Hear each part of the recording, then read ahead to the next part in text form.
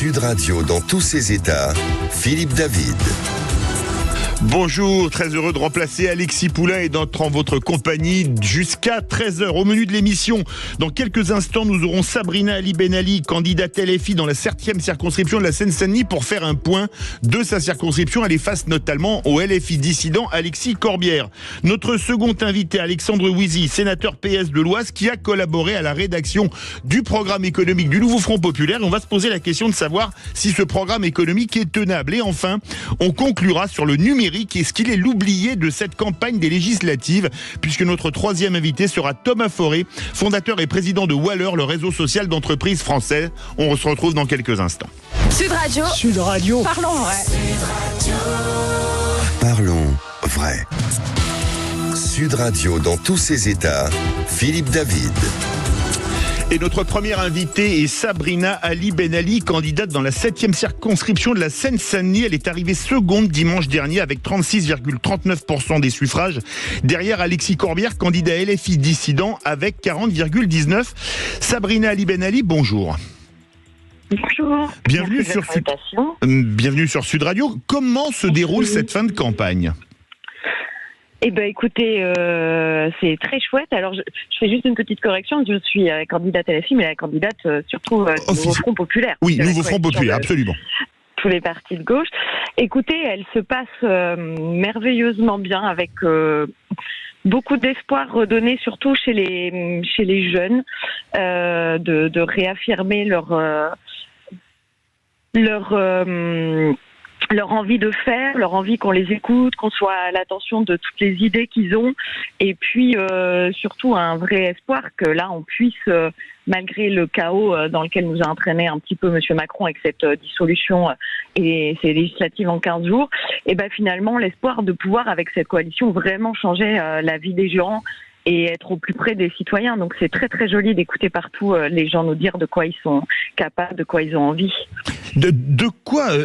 Comment réagissent, comme il y a deux candidatures, la candidature dissidente d'Alexis Corbière et la vôtre, comment réagissent les militants historiques de LFI ? Les dissidents, les militants historiques de LFI, eux, ils sont déçus de voir Monsieur Corbière vouloir faire une alliance avec un gouvernement, avec Monsieur Ruffin et voilà le groupe des dissidents LFI qui est prêt potentiellement à gouverner avec la Macronie, car nous on s'est battus contre la Macronie. Moi qui suis médecin, y compris au sein d'ailleurs de l'Union populaire, c'est une chose de se rassembler, faire front commun face au Rassemblement national, c'en est une autre pour nous.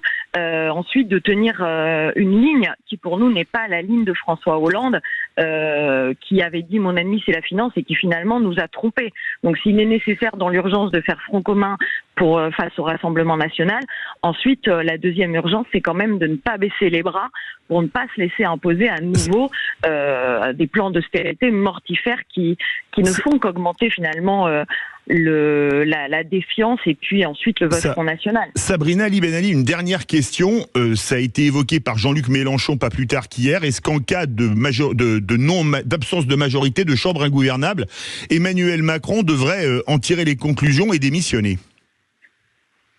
Oui, personnellement je pense, et je pense même qu'il aurait déjà dû le faire. De fait, ça fait très longtemps qu'il n'a aucune adhésion populaire à son programme, et ce n'est pas avec un autoritarisme, que ce soit celui de l'État via des 49.3 permanents contre sa population, ni via la force armée en ayant blessé des gilets jaunes, éborgné des gens comme on l'a vu, qu'on tient un pays. Non, c'est en étant au plus près de son peuple. Donc évidemment, de fait, ils nous ont emmenés dans le chaos. Il n'a pas du tout fait comme il le pensait, un barrage à l'extrême droite, puisqu'elle est au plus haut depuis ses mandats. Donc effectivement, il aurait déjà dû même démissionner. Merci beaucoup Sabrina Ali Ben Ali. Je rappelle que vous êtes candidate du Nouveau Front Populaire dans la 7e circonscription de la Seine-Saint-Denis et que vous serez dimanche face à Alexis Corbière. Merci à vous. Merci à vous. Sud Radio dans tous ses états, Philippe David. Et le programme économique du Nouveau Front Populaire fait beaucoup réagir depuis sa publication. C'était le 21 juin, il y a pile 2 semaines. Nous sommes en compagnie d'Alexandre Wizy, sénateur PS de l'Oise et co-rédacteur, on va dire ça comme ça, de ce programme. Bonjour. Bienvenue sur Sud Radio. Le micro n'était pas ouvert. Alors bonjour et merci de votre invitation. Alors, Alexandre Douzy, les dépenses, ce sont 25 milliards de plus en 2024, au cas où le nouveau Front Populaire gagnerait les élections dimanche prochain, 100 milliards l'an prochain, si j'en crois Éric Coquerel, qui est l'ancien président de la Commission des finances de l'Assemblée. La dépense publique de la France, c'était 58,1% du PIB en 2022, contre une moyenne de 49,8% pour l'Union européenne. Est-ce qu'un tel niveau de dépenses est supportable encore longtemps pour ceux qui créent des richesses, particuliers ou entreprises? Bien, on va partir de la situation telle qu'on la connaît aujourd'hui. Depuis les années 1980, vous avez une augmentation drastique des inégalités dans notre pays. Je vous donne un chiffre très simple que vous allez très vite comprendre. Dans les années 80, vous étiez sous les 20% de patrimoine détenu par les 1% les plus riches. Aujourd'hui, vous êtes à près 25%. Donc cet accaparement, cette confiscation, elle se fait au détriment de la classe moyenne. Quelle est la situation dans laquelle nous nous trouvons? Nous nous trouvons donc dans cette situation d'inégalité, de société de plus en plus héritocratique, où l'héritage tient une part essentielle. Et nous, ce que nous voulons, c'est rétablir de la justice. Nous voulons soigner le pays. Donc, cet accaparement qui a eu lieu, nous voulons corriger les choses. Et donc, nous avons un projet qui, sur l'imposition des plus fortunés, se permet de corriger les choses. Puisqu'aujourd'hui, ce que je vous dis, le chiffre que je vous donne vous montre quoi? Que le système fiscal actuel ne permet pas cette correction. Les écarts de richesse ne font qu'augmenter dans notre pays. Et les plus pauvres, je ne parle pas des 10% des Français, il y a 50% des Français qui ont 6% du patrimoine du pays. Ils se partagent les miettes. Donc nous, on repart de là. Et on repart de là, en effet, en mettant, et c'est là où on est à la fois très rigoureux d'un point de vue comptable et très conséquent d'un point de vue politique, on met en face de chaque dépense nouvelle, une recette nouvelle. Donc on n'est pas en train de faire dériver les comptes du pays comme l'a fait Macron, puisque Macron a donné de l'argent aux plus riches de ce pays en leur rendant des impôts qu'ils ne payent plus. Nous, ce qu'on fait, on est conséquent. On met en face de chaque recette une dépense. Et les Français, ils nous suivent sur les dépenses nouvelles. Hein. On veut faire quoi? On veut que les deux grands services publics sur lesquels on a construit la nation, l'hôpital et l'école, ils soient remis d'aplomb. On veut relancer la consommation populaire parce qu'en fait, il y a ce système de grand partage qui ne se fait plus. Vous voyez, on veut refaire la construction écologique de ce pays en permettant aux gens de rénover leur logement, comme ça ils pourront se chauffer mieux. Il y a quand même 25% des Français qui ont froid aujourd'hui et qui ne se chauffent pas plus parce qu'ils n'ont pas les moyens de le faire. Tout ça, il faut les accompagner. C'est ça le cœur battant de ce projet politique. Alors, parmi le cœur battant, il y a l'abrogation de la réforme des retraites avec un retour prévu à 60 ans, mais le coût est estimé à 53 milliards. Est-ce que c'est réaliste? Alors nous, on a dit une chose simple, et il faut lire le programme, tout le programme, et de manière très claire. Ce qu'on a dit d'abord, c'est abrogation de la réforme Macron. À 64 ans. C'est-à-dire retour au système des 62 ans. Et donc les macronistes nous inventent que ça coûte 50 milliards, ils disaient que ça rapportait 12. Donc si ça rapportait 12, ça coûte 12, ça coûte pas 50. Donc ça, d'abord, premier point. Et deuxième point, nous avons placé l'horizon de la réforme des retraites à 60 ans. Mais nous disons que nous faisons les choses dans le sens inverse que des macronistes. C'est-à-dire que eux ont procédé par 49.3 de manière violente. Nous disons conférence sociale avec les partenaires sociaux pour en discuter les modalités et la meilleure manière de faire. Donc vous voyez, dans l'immédiat, c'est faux de dire que ça coûte 50 milliards. Dans l'immédiat, on dit juste que les gens qui sont fatigués, qui ont commencé à travailler tôt, parce que avoir une mesure d'âge sur l'âge pivot, c'est ciblé ceux qui ont commencé à travailler le plus tôt, c'est même pas répartir l'effort entre nous. Et bien ceux-là, ils vont pouvoir repartir à 62 ans, et ça c'est immédiat si vous votez pour le nouveau Front Populaire. C'est tout de suite. Alors le SMIC a mis 600 € dans un contexte inflationniste et dans une économie ouverte. On a d'ailleurs un très gros déficit commercial. Est-ce que c'est pas la porte ouverte à des faillites en série, à de nouvelles vagues de délocalisation? Alors, ce qu'on fait, on le fait aussi en regardant la situation économique du pays. Vous voyez que depuis le début du quinquennat d'Emmanuel Macron, le taux de marge moyen des entreprises a progressé. Vous avez un taux de marge qui a progressé et des salaires qui n'ont pas progressé de la même manière. Donc, avec ce taux de marge, vous avez des marges de manœuvre parmi lesquelles les entreprises vont pouvoir augmenter les salaires. Ce qu'on dit aussi, parce qu'on n'est pas fou, on dit aussi et on sait que pour un certain nombre de petites entreprises qui sont sur le trait, qui sont dans des difficultés, ça peut être un problème, l'augmentation du SMIC. Et donc, ça pourrait détruire de l'emploi. C'est l'inverse de ce qu'on veut faire. Donc, on dit que pour ces entreprises, quand on regarde leur bilan, on fait du ciblé. Quand on regardera leur bilan, là, il peut y avoir une aide sous forme de crédit d'impôt, sous différentes formes. Mais il y a des entreprises qui ont des moyens de payer. Je vous rappelle que le CAC 40 enregistre les plus gros dividendes de son histoire. Donc nous ne sommes pas dans une situation où les entreprises sont carrément, pour la plupart, en moyenne, leur taux de marge a augmenté. C'est ça la réalité économique du pays. Mais Gabriel Attal voulait désmicardiser la France. Est-ce que là, ça va pas la smicardiser encore plus, puisque si on augmente le SMIC et que les patrons n'augmentent pas ceux qui sont juste au-dessus du SMIC, ça va mécaniquement augmenter le nombre de smicards. Écoutez, ça, pour moi, désmicardiser la France, c'est des slogans. Moi, je veux juste que les gens aient plus d'argent lorsqu'ils travaillent. Voilà, je veux que le travail paye dans ce pays. Et donc, en effet, gagner 1600 € pour vivre, excusez-moi, c'est pas un luxe. Voilà, c'est pas un luxe. Donc, quand des gens sont tous les jours au turbin et qui gagnent moins de 1600 € par mois, je sais pas comment ils font. Donc, on a vraiment ce sujet-là. Le sujet, c'est pas le nombre de smicards. Et par mais ailleurs, la question, c'est l'échelle des salaires des entreprises là, vous aussi. avez raison. Là, vous avez raison. Mais ce qu'on constate quand même, c'est qu'en effet, vous avez raison, il y a un petit effet de tassement. Ça arrive, il y a plus de salariés au SMIC. Mais il y a aussi un effet d'entraînement sur la grille des salaires. C'est-à-dire que ça pousse les salaires qui sont au-dessus à la hausse. Et par ailleurs, dans la fonction publique, c'est 10% d'augmentation du point d'indice. Ça, c'est pour tout le monde. Alexandre Wizy, vous voulez passer à 14 tranches d'impôt sur le revenu des personnes physiques, c'est-à-dire l'impôt sur le revenu. Comment ça marche ? Ça marche. Il faut que les gens qu'on soit très clair là-dessus, parce qu'en effet, c'est un sujet. C'est pas très clair. Parce que surtout, c'est un sujet d'inquiétude. Et c'est un sujet d'inquiétude légitime, parce que on dit que on va passer de 5 à 14 tranches. La réalité, quelle est-elle ? La réalité, c'est que on garantit aux gens qui payent l'impôt sur le revenu, c'est-à-dire tous ceux qui gagnent moins de 4 000 € net, qu'ils n'auront pas d'augmentation d'impôt, qui verront leur impôt baisser. Donc on concentre l'augmentation d'impôt sur les 8% des Français qui sont les plus aisés. Donc le taux marginaux, ils vont progresser pour les 8% qui sont les plus aisés de ce pays. Donc vous voyez, l'idée c'est quoi ? C'est de renforcer la progressivité de l'impôt sur le revenu. Parce qu'en fait, la réalité de la pression fiscale dans ce pays, c'est quoi ? C'est que les plus hauts revenus ont une pression fiscale inférieure aux classes moyennes. Donc il faut corriger ça. Il faut que les plus hauts revenus payent ce qu'ils doivent à la solidarité nationale. C'est pas aux classes moyennes de porter tout l'effort de la solidarité nationale. C'est aussi aux hauts revenus de participer à ça. Cependant, il y a une question qui se pose sur l'impôt sur le revenu. Plus de 55% des foyers en France ne le payent pas.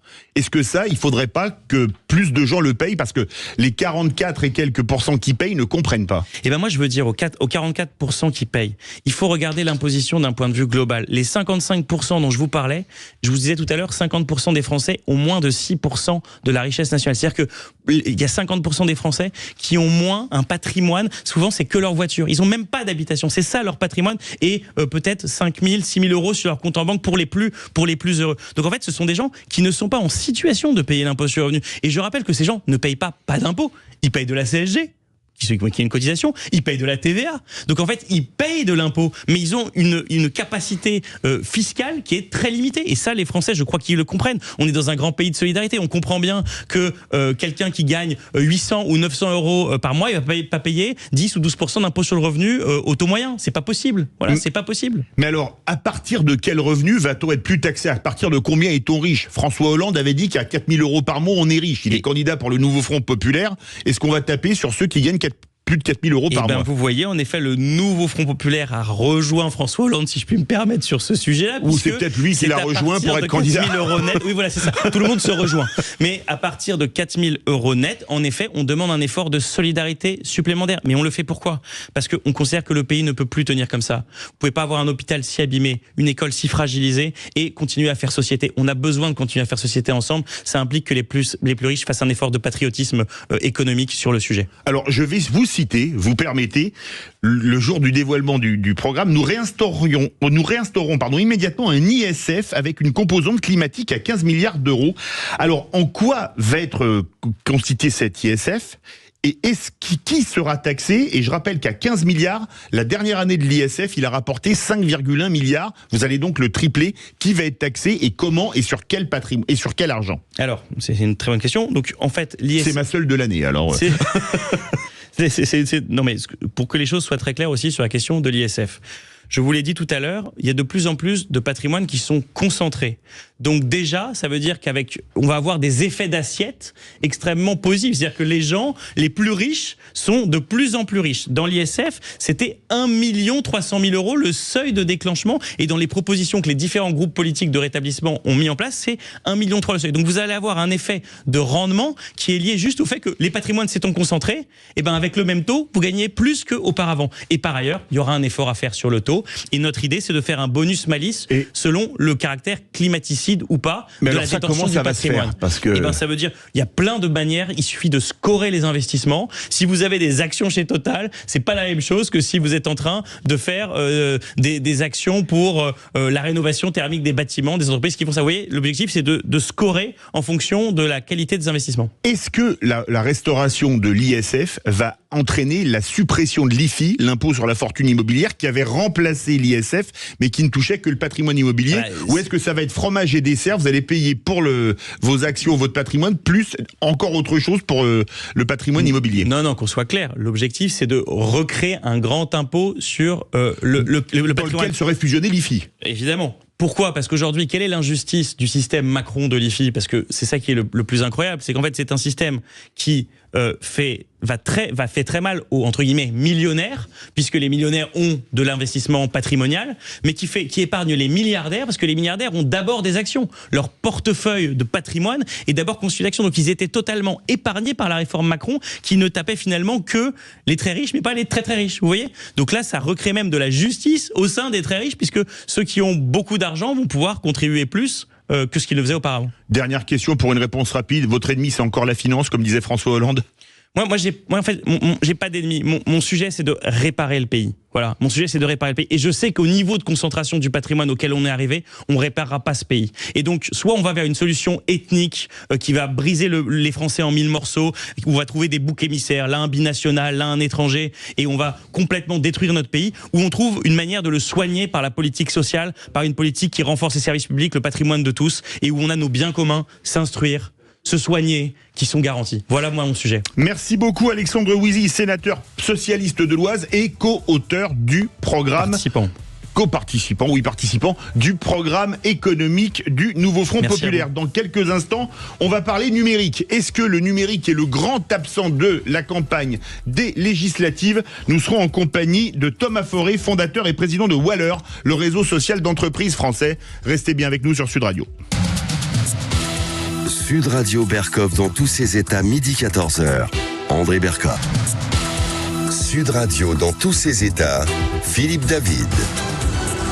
Retour de Poulain dans tous ses états. S'il y a un sujet qui a été zappé dans cette campagne, c'est bien le numérique, un numérique essentiel dans nos vies, que ce soit personnel ou au sein de nos entreprises, et pour lesquels il y a même un ministre, Bruno Le Maire, qui est ministre de l'économie, des finances, de la souveraineté industrielle et numérique. Nous sommes en compagnie de Thomas Foré, fondateur et président de Waller, réseau social d'entreprises français. Thomas Foré, bonjour. Bonjour Philippe David. Bienvenue sur Sud Radio. Alors ça, c'est un secret pour personne. Il y aura dans les prochains jours un nouveau gouvernement. Vous attendez-vous à ce que le numérique ait son ministère et le cas échéant, quel en serait l'intitulé idéal et pour quelle raison? J'ai donné l'intitulé du précédent exprès. Oui, je pense qu'il faut de fait avoir un ministère, un vrai ministère du numérique.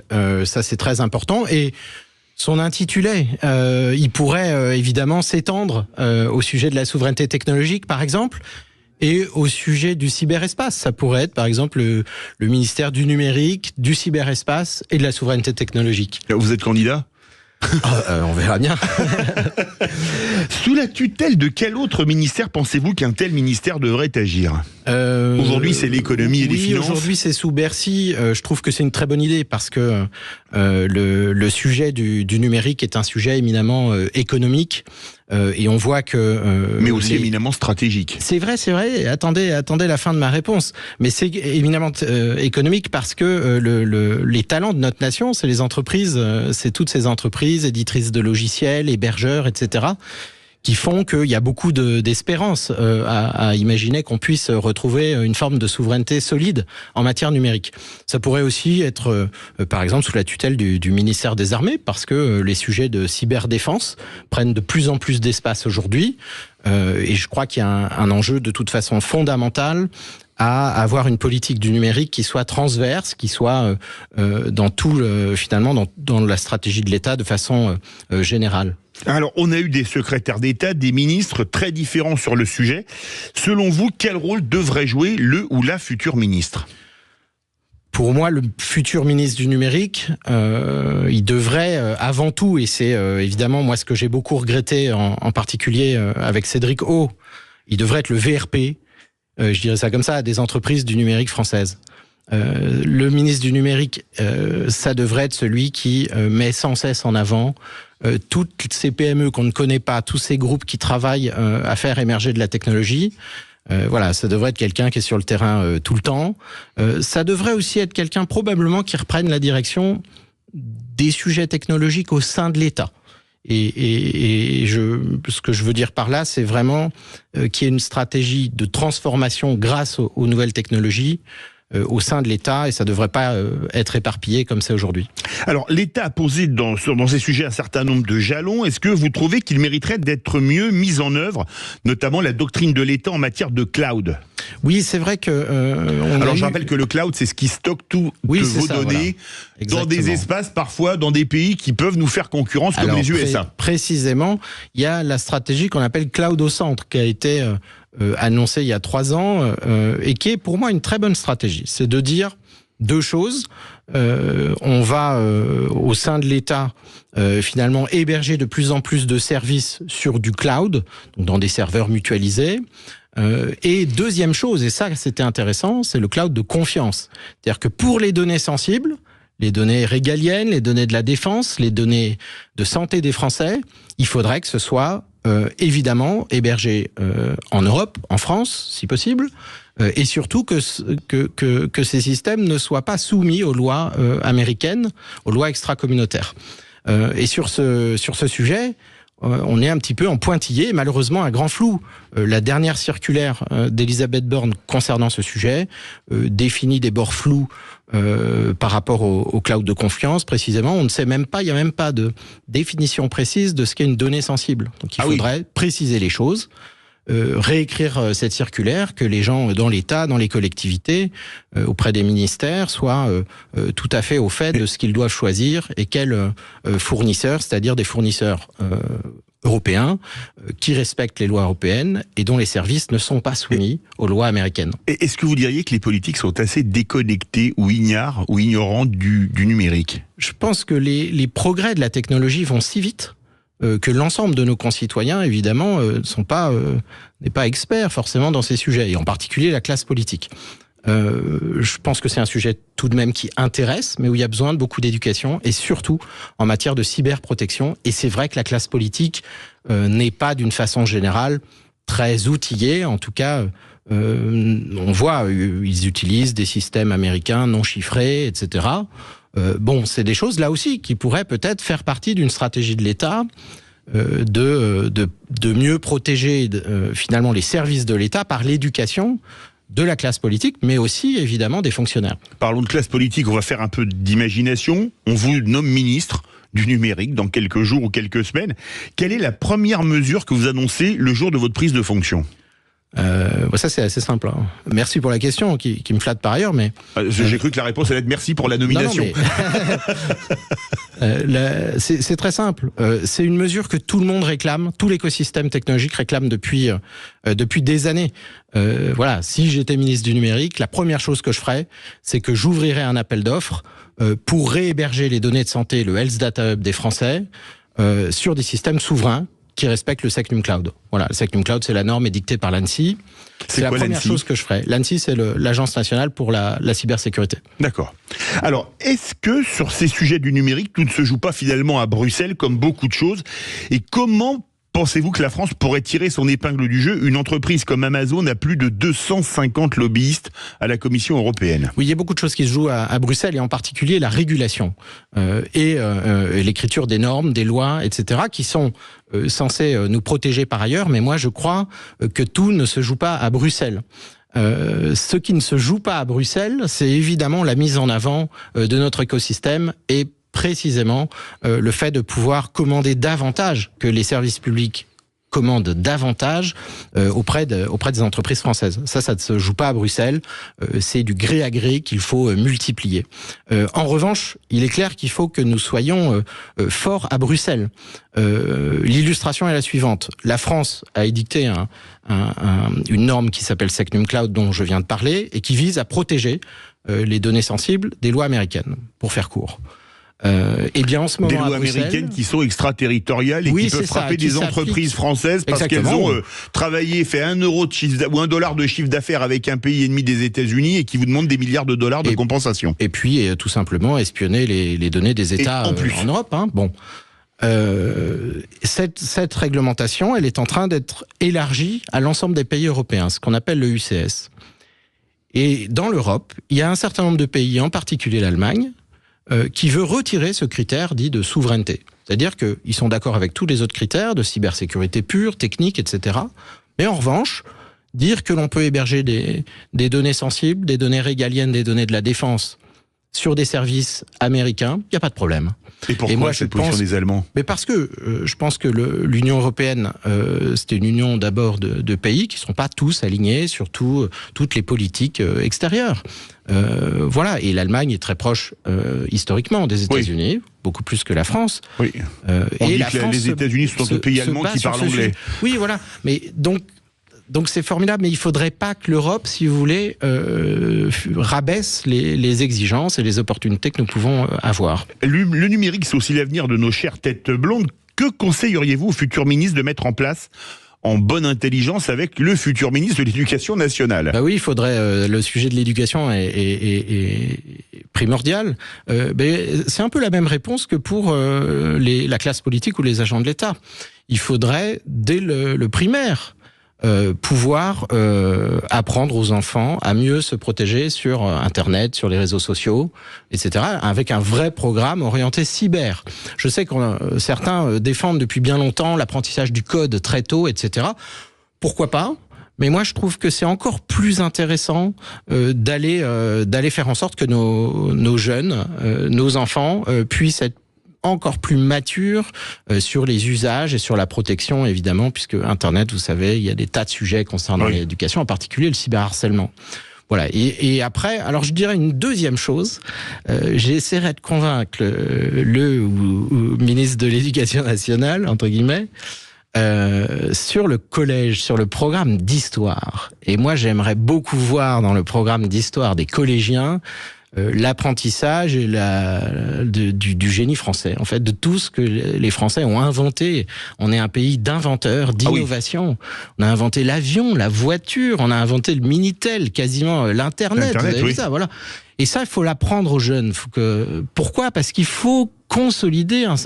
Aujourd'hui, on voit bien la société est quelque peu fracturée, ça va échapper à personne. C'est clair. Il faut faire nation. Il faut que n'importe quel gamin dans un collège se sente fier d'être français. Mais on reparle encore une fois des politiques. Est-ce que le niveau de nos enseignants, notamment sur le numérique, n'est pas totalement insuffisant, voire inexistant ? Là, ce dont je parle en particulier sur le sujet d'histoire, je pense que c'est un tout petit peu éloigné du numérique. C'est les inventions techniques, technologiques, mais etc. Ça, c'est passionnant et c'est une très bonne idée, à mon avis. Mais au sein de l'éducation nationale, il y a beaucoup de profs en particulier qui s'intéressent au numérique.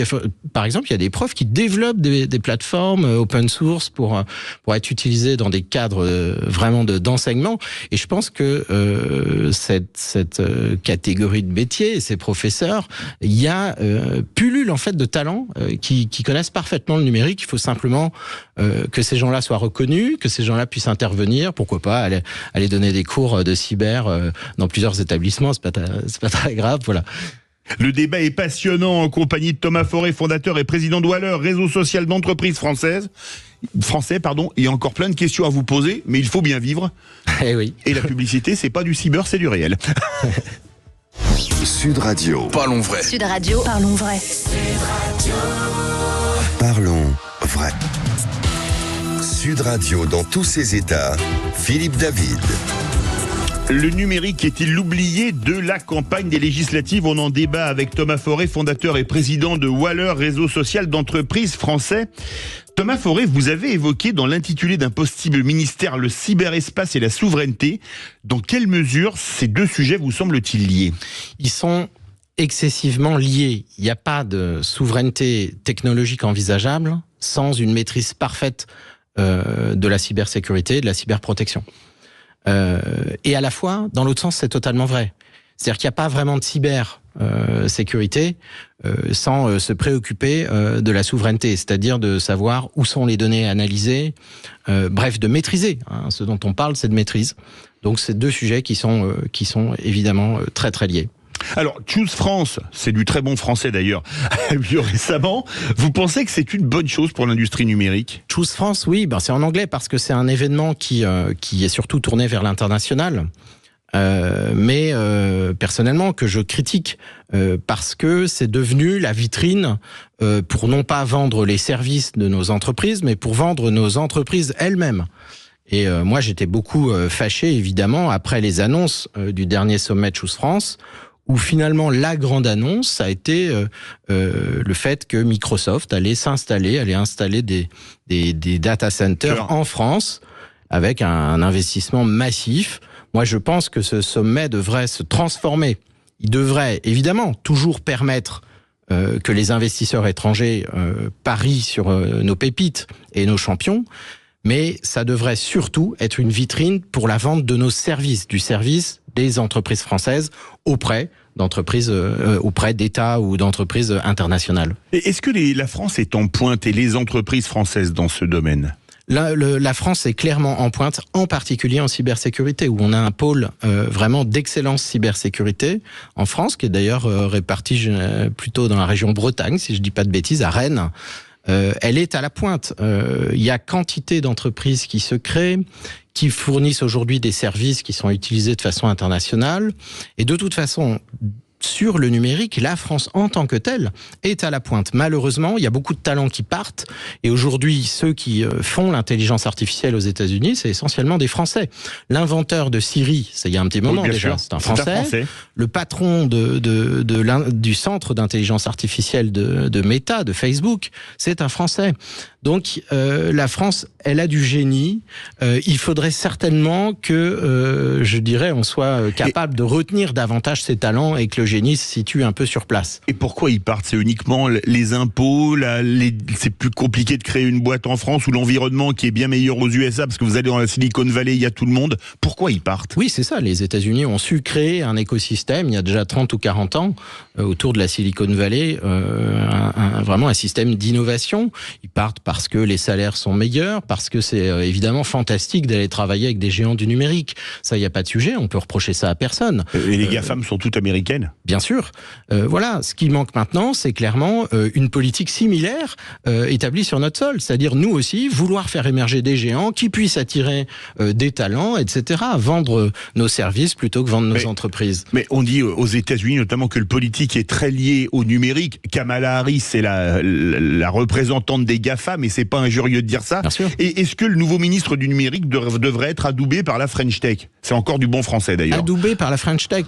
Je sais pas exactement ce que ça veut dire, mais que les gens disent bon, lui il est compétent. Non, mais vous savez, plutôt que de mettre un technocrate ou quelqu'un parce qu'on a négocié tant de postes de ministre avec tel parti et mettre quelqu'un d'un parti qui a pas eu de ministère et qui est totalement incompétent dans le domaine. On a déjà vu des cas comme ça. Oui, récemment. Oui, ce qu'il faudrait absolument éviter, c'est évidemment que ce soit quelqu'un qui ne connaît pas l'écosystème ou qui n'a pas envie de le défendre. Après qu'il ait une carrière politique, une carrière d'entrepreneur ou quoi que ce soit, du moment qu'il a envie de mener une politique claire et qui défende l'écosystème français, je pense que la French Tech, comme on dit, mais il faudrait savoir de quoi on parle, soutiendra. La French Tech, c'est un label, mais c'est surtout un réseau, certes parisien, mais aussi dans les provinciales, avec beaucoup d'entreprises qui forment ce réseau, qui matérialisent évidemment la richesse de l'écosystème numérique français. Jusqu'aujourd'hui, c'est le système des licornes qui a été privilégié en France. Est-ce que c'est quelque chose qui a de l'avenir de créer pour revendre ? Alors pour l'actionnaire, s'il fait une grosse culbute, c'est intéressant, mais stratégiquement pour le pays. Oui, c'est ça, pour l'actionnaire, pour l'entrepreneur, c'est évidemment le modèle, un des modèles intéressants. Malheureusement, c'est le seul modèle qu'on nous a montré en stratégie aujourd'hui.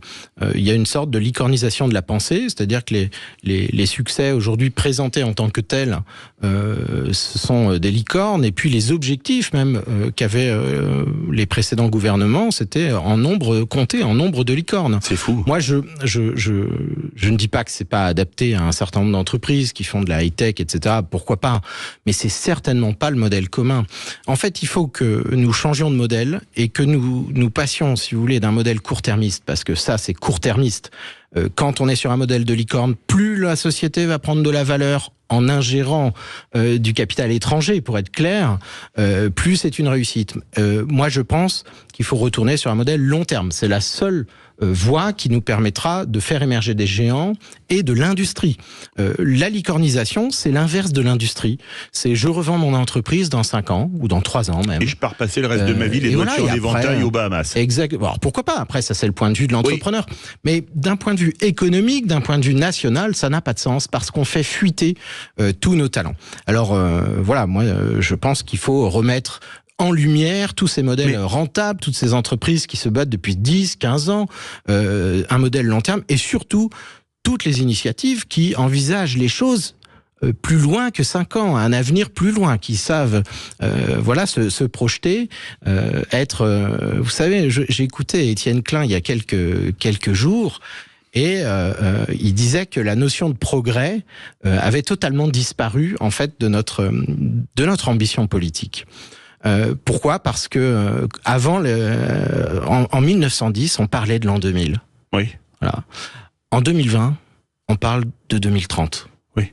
Il faut réussir à nous projeter davantage. Il va y avoir une catastrophe climatique, on sera peut-être tous morts, donc c'est sûr que c'est moins sexy. Oui, voilà, exactement. Il faut retrouver un point de vue long terme versus court terme. Quel levier un ministre du numérique pourrait-il actionner pour développer l'intelligence artificielle souveraine? Parce que ça, on parle beaucoup de l'IA. Bien sûr, mais d'abord, on a tous les talents qu'il nous faut pour le faire. Et en particulier, et c'est pas la seule, l'entreprise Mistral qui a très bien réussi, il faut absolument que cette entreprise reste sous pavillon français. Donc il va falloir aller nourrir les investissements. On a tout pour faire ça, on a tous les talents. Simplement, il faut le dire, il faut accompagner ces entreprises, il faut trouver des moyens d'investir et surtout, il faut acheter ces services. La clé du développement de l'écosystème numérique français, c'est la commande, et en particulier la commande publique. Elle doit être fléchée le plus possible, et si la législation ne le permet pas officiellement, il faut le faire de gré à gré. Il faut que les présidents de région connaissent les PME du numérique de leur territoire, fassent en sorte que ces gens-là aient voix au chapitre dans les appels d'offres, puissent rencontrer des décideurs et des acheteurs. C'est tout un travail de maillage qu'il nous faut faire dans tout le territoire français. Alors le cloud, c'est aussi un sujet central. Il y a même de grosses entreprises américaines qui se mettent à vendre du cloud souverain. Qu'est-ce que ça vous inspire?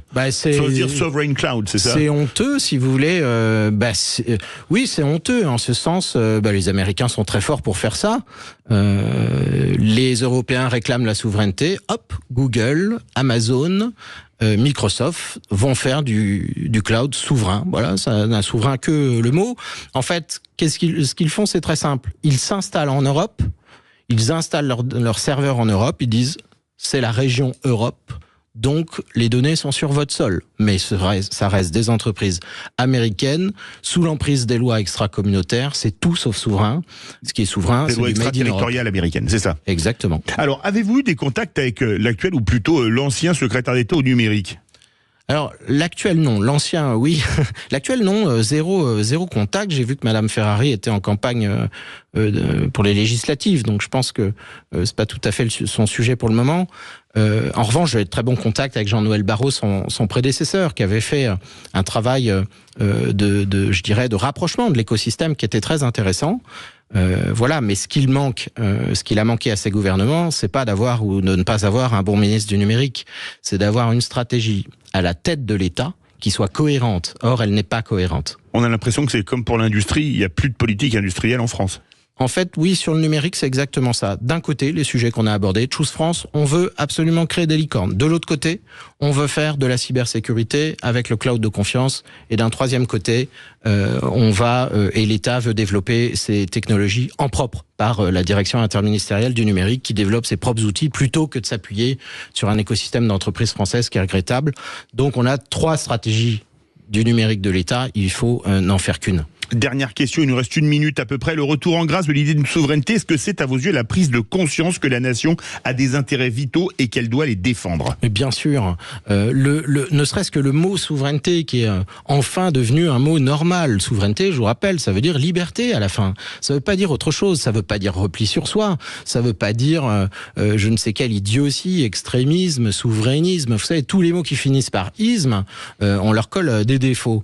Non, la souveraineté enfin est revenue dans le débat et en fait elle s'impose d'elle-même. Dire que nous souhaitons pour nos propres concitoyens héberger, traiter, maîtriser les données, les logiciels et les techniques pour pouvoir devenir un champion en Europe et dans le monde, ça paraît à la fois de bon sens, mais surtout une vraie vision d'ambition. Merci beaucoup Thomas Forêt, fondateur et président de Waller, réseau social d'entreprises français. Merci à vous, ça a été un plaisir d'être en votre compagnie. Dans quelques instants, vous retrouvez André Berkoff et Céline Alonso qui reçoivent Pierre-Louis Lancel, auteur du livre Éloge des moches, un livre dont je me félicite qu'il ne m'ait pas consulté pour l'écrire.